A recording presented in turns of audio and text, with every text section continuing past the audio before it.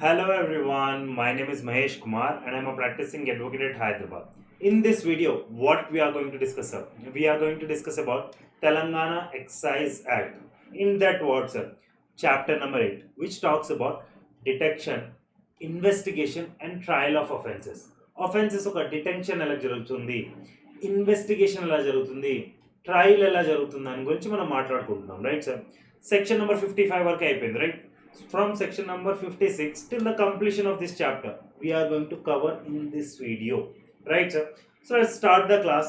What we are here discussing, sir: trial of offenses, detection and investigation of offenses, right sir, which are there in chapter number 8 of Telangana Excise Act, right sir. So sections అయిపోయినాయి sir. 51 అయిపోయింది, 52 కూడా అయిపోయింది, 53 కూడా అయిపోయింది, 53A కూడా అయిపోయింది, 54 కూడా అయిపోయింది, 55 కూడా అయిపోయింది, right sir. In previous class ఎవరైనా క్లాస్ చూడకపోతే ప్రీవియస్ క్లాస్ చూసి ఈ క్లాస్ చూడండి sir, right sir. Section number 56 గురించి మనం డిస్కస్ చేసుకుంటాం సార్. సెక్షన్ నెంబర్ 56 ఏం చెప్తుందో చూద్దాం sir. Power of prohibition and excise officer in matters of investigation. ఇన్వెస్టిగేషన్లో ప్రొహిబిషన్ అండ్ ఎక్సైజ్ ఆఫీసర్కి ఏమేం పవర్స్ ఉంటాయి, పవర్స్ ఏమేమి ఉంటాయి సార్? సార్ ఇక్కడ సిఆర్పిసి పిక్చర్లోకి వచ్చేస్తాం sir. Criminal procedure code. Sir criminal procedure code ఎలా వచ్చింది సార్? వస్తుంది సార్. ప్రతి క్రిమినల్ లాకి major procedure code is criminal procedure code only. అది ఇంటర్ఫియర్ అవ్వకుండా ఎలా జరుగుతుంది sir? So CRP is coming into the picture and according to section number 156 of CRPC. చూడండి సార్, సెక్షన్ నెంబర్ 156 ఆఫ్ సిఆర్పిసిలో ఏం మనం మాట్లాడుకున్నాం సార్? పోలీస్ ఆఫీసర్ పవర్స్ గురించి మాట్లాడుకున్నాం, right sir. Police officers power to investigate cognizable cases. So ఎలాగైతే సిఆర్పిసిలో police ఆఫీసర్కి పవర్స్ ఉండేయో to investigate in cognizable cases, same అలానే ఈ సెక్షన్లో కూడా ఈ యాక్ట్లో for the following offences which are 27, 34, 35, 36, 37, 37A, 40A, ఈ ఫాలోయింగ్ అఫెన్సెస్కి same investigation powers as there in CrPC section number 156, same ఇక్కడ ప్రొహిబిషన్ అండ్ ఎక్సైజ్ ఆఫీసర్ కూడా ఉంటుంది, right sir. So officer in charge of police station సిఆర్పిసిలో criminal procedure కోడ్లో section number 156లో ఎలాంటి powers అయితే ఉన్నాయో సేమ్ పవర్స్ ఇక్కడ కూడా ఉంటాయి, but with some restrictions and conditions. With some restrictions and conditions. So simple sir, investigate చేయడానికి ప్రొహిబిషన్ అండ్ ఎక్సైజ్ ఆఫీసర్కి ఎటువంటి పవర్స్ ఉంటాయంటే as there in CRPC officer in charge of police station దగ్గర ఎలాగైతే తనకి కాగ్నిజబుల్ కేసెస్లో ఇన్వెస్టిగేషన్ పవర్ ఉంటాయో same powers కూడా ఇక్కడ కూడా ఉంటాయి, but for the following offenses with some restrictions and conditions. Hope I am clear, sir. That's all there in this section, sir. Not to involve more in this, right, sir? Next, sir, section number 57 ఏం చెప్తుంది? Section number 57 ఏం చెప్తుంది? Report by investigating officer. Sir ప్రాపర్గా powers ఇచ్చారు కదా sir, ఇక్కడ ప్రాపర్గా తను ఇన్వెస్టిగేట్ చేశారు కదా, ఈ ఇన్వెస్టిగేట్ చేసిన రిపోర్ట్ ఉంది కదా అది ఎవరికి ఇవ్వాలి సార్? ప్రాపర్గా సఫిషియంట్ ఎవిడెన్స్ దొరికితే then it should be given to the magistrate. ఎవరికి ఇవ్వాలి sir?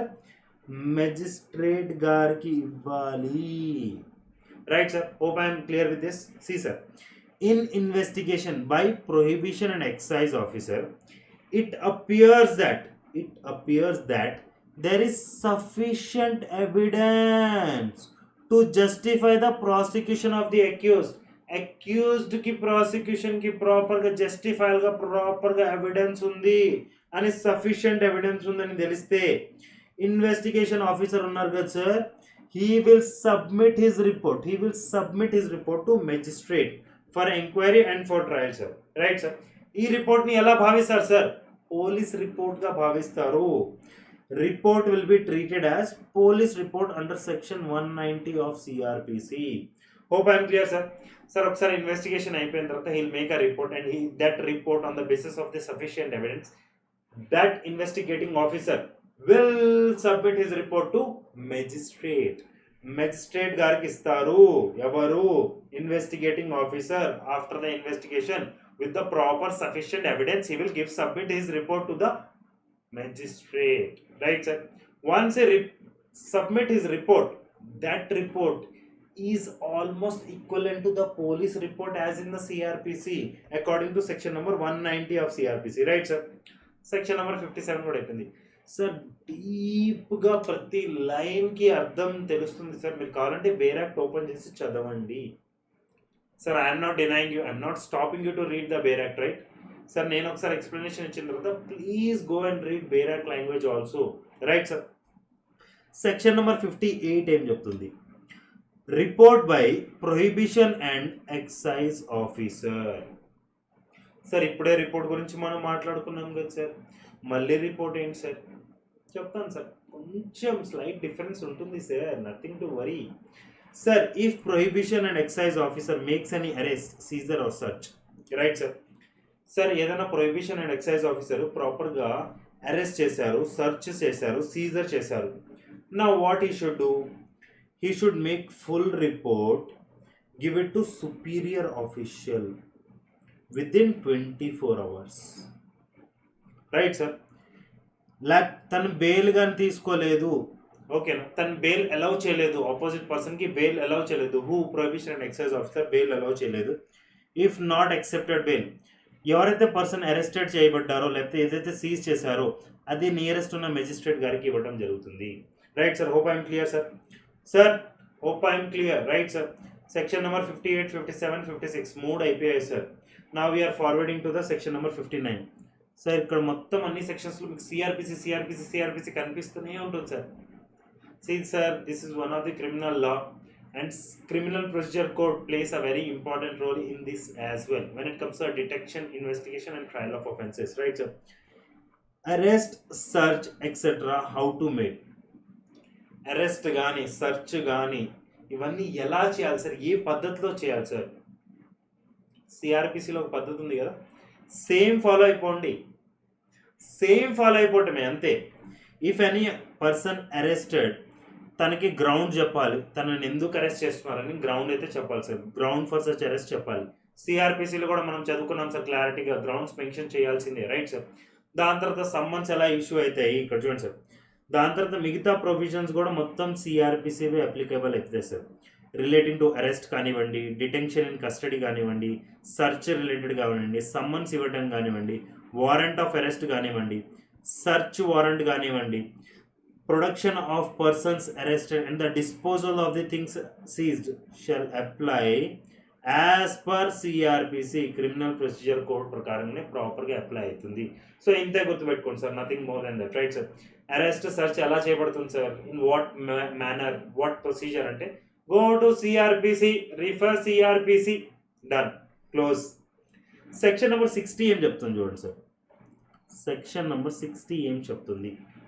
Security for appearance in case of arrest without warrant. Sir without warrant ఏదైనా ప్రొహిబిషన్ అండ్ ఎక్సైజ్ ఆఫీసర్ ప్రాపర్గా అరెస్ట్ చేశారు ఒక person, right sir? But A officer అయితే arrest చేశాడో తనకి bail ఇవ్వటానికి పవర్స్ లేవు, అప్పుడు ఎలా సార్? హౌ సార్, హౌ, ఎలా? So first simple thing sir, state government of India ఉంది కదా, state government sir, simple state government ఉంది కదా, వాళ్ళు త్రూ నోటిఫికేషన్ ఎంపవర్ చేస్తారు కొన్ని ఆఫీసర్స్ని to give the bail under this act, right sir? First point only clearly states that only the government may, in this act government says only state government, right, by notification empower any prohibition and excise officer to release on bail persons under this act, right sir? But by suppose it is not possible by that officer or that officer is not empowered, proper ga tan daggara powers levu to give the bail, then what he should do? He should give that person custody to proper prohibition and excise officer who do have the powers to give the bail, right sir? If a person is arrested, okay, by officer not authorized to give bail, he will produce such person to prohibition and excise officer who do empowered with the bail things, right sir? Or officer in charge nearest police station. Prohibition and excise officer గానే ఇవ్వచ్చు, లేకపోతే nearest police station officer in charge ఉంటారు కదా తన ముందరైనా produce చేయాలి. Right sir. Produce చేసిన తర్వాత బెయిల్ ప్రొవిజన్స్ ఎలా అప్లికేబుల్ అవుతాయి, ఏ బెయిల్ ప్రొవిజన్స్ అప్లికేబుల్ అవుతాయి? సిఆర్పిసిలో మీకు గుర్తుంటే సార్ మనం బెయిల్ ప్రొవిజన్స్ చదువుకున్నాం. రైట్ సార్, గుర్తుంటే మీకు section number 441 to 446 talks about what sir bail provisions, 449 also right sir of CrPC. దానిలో ఎలాగైతే బెయిల్ ప్రొవిజన్స్ అప్లికేబుల్ అయితే దీనిలో కూడా సేమ్ అలానే అప్లై అవుతాయి. Right sir. But if the person is arrested under section 34, 40A, 50 or 50A of this act, then ప్రాపర్గా prosecutor ఉంటారు కదా సార్ ఆయనకు ఒక అవకాశం ఇవ్వాలి టు అపోజ్ దిస్ బెయిల్. ఈ బెయిల్ని అపోజ్ చేయడానికి తనకు అవకాశం ఇవ్వాలి. Right sir. ఎవరికి ఇవ్వాలి సార్? ప్రాసిక్యూషన్ వారికి ప్రాపర్గా ఒక ఆపర్చునిటీ ఇవ్వాలి sir to oppose before bail grant. That two particular offences only sir, 34, 40A, 50, 50A. Hope I am clear sir. Right sir. So section number 60 కూడా అయిపోయింది సార్. చాలా ఫాస్ట్గా తీసుకెళ్తున్నారు సార్.